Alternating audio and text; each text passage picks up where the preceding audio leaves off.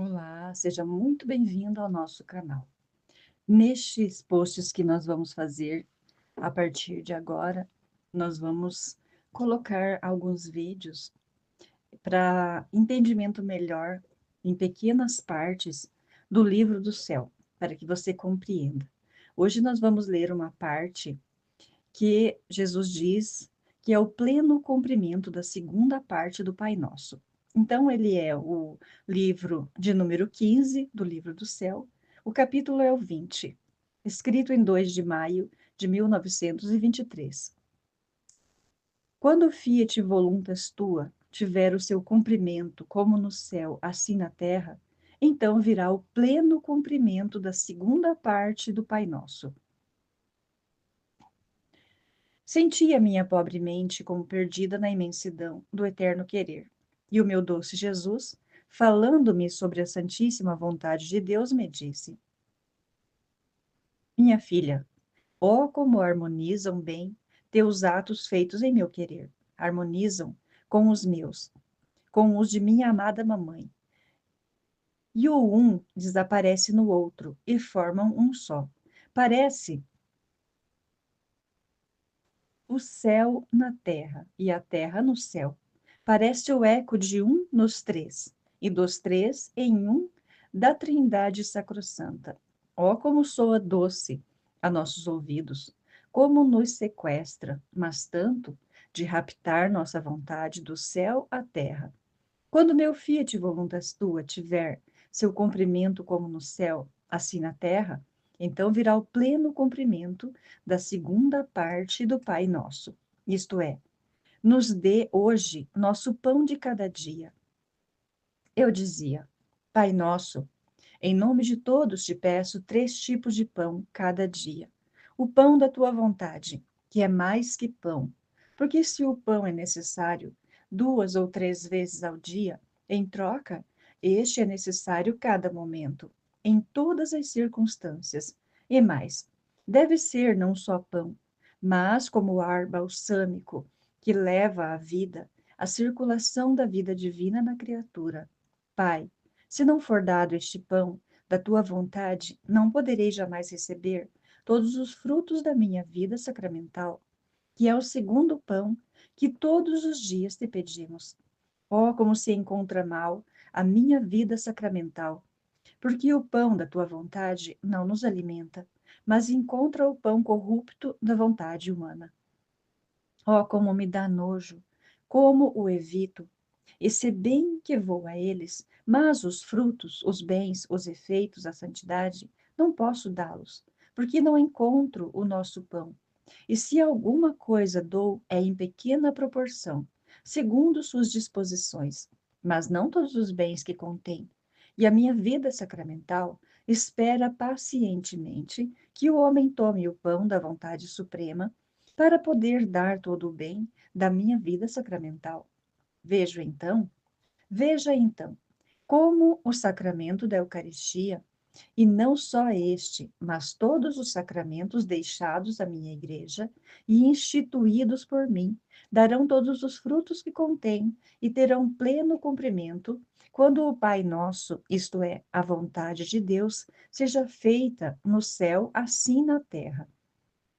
Depois pedia o terceiro pão, ou seja, o material.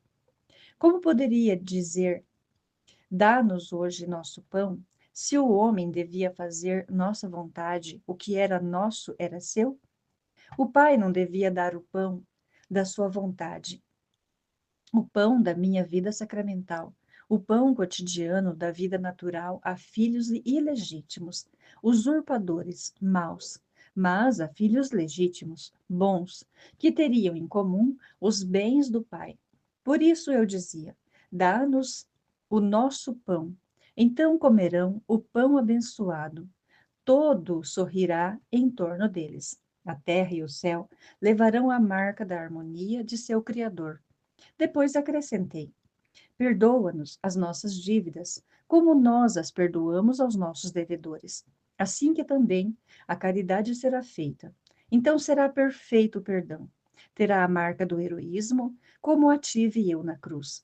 Quando o homem comer o pão de minha vontade, como a minha humanidade o comia, então as virtudes serão absorvidas em minha vontade e receberão a marca do verdadeiro heroísmo e de virtudes divinas. Serão como tantos riachos que brotarão no seio do grande mar da minha vontade. E se eu acrescentasse, não nos induzas à tentação, como poderia Deus induzi-lo à tentação? Era porque o homem é sempre homem, livre por si mesmo, porque eu não lhe tiro jamais os direitos e ao criá-lo lhe dei. E ele, assustado e temendo, de si grita em silêncio, reza sem se expressar em palavras. Dá-nos o pão da tua vontade, para que possamos rejeitar todas as tentações. Em virtude deste pão, livrai-nos de todo o mal. Assim seja. Vê então como todos os bens do homem reencontram a sua retomada. O vínculo estreito do façamos ao homem a nossa imagem e semelhança, a validade de cada seu ato, a restituição dos bens perdidos, a assinatura e a certeza de que lhe é dada novamente a sua perdida felicidade terrena e terrestre. Por isso, era tão necessário que a minha vontade fosse feita como no céu, assim na terra, que eu não tive outro interesse, nem ensinei outra oração senão o Pai Nosso, e a Igreja, fiel executadora e depositária de meus ensinamentos, a tem sempre em boca e em cada circunstância. E todos, doutos e ignorantes, pequenos e grandes, sacerdotes e leigos, reis e súditos, todos me pedem que a minha vontade se faça como no céu, assim na terra. Não quereis, então, que a minha vontade desça sobre a terra? E assim, como a redenção teve seu princípio numa virgem, não me concebi em todos os homens para redimi-los. Ainda que quem o quer possa entrar no bem da redenção e receber-me, cada um para si, só no sacramento. Assim, agora, minha vontade deve ter seu princípio, a possessão, o crescimento e o desenvolvimento numa criatura virgem. E depois, quem se disponha e queira entrar, entrará nos bens que o viver na minha vontade contém. Se não tivesse sido concebido na minha amada mãe, a redenção jamais teria vindo. Assim, se não fizesse o prodígio de fazer viver uma alma na minha suprema vontade, o fiat voluntas tua como no céu, assim na terra, não teria lugar nas gerações humanas. Amém? Fiat. Jesus, eu confio em vós.